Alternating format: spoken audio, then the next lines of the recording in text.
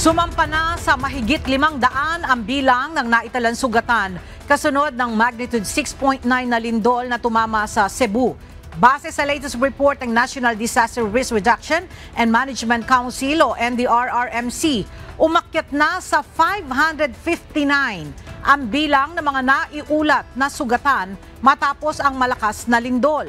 Samantala, bumaba naman sa 68 ang bilang ng mga nasawi sa lindol mula sa 72 kahapon.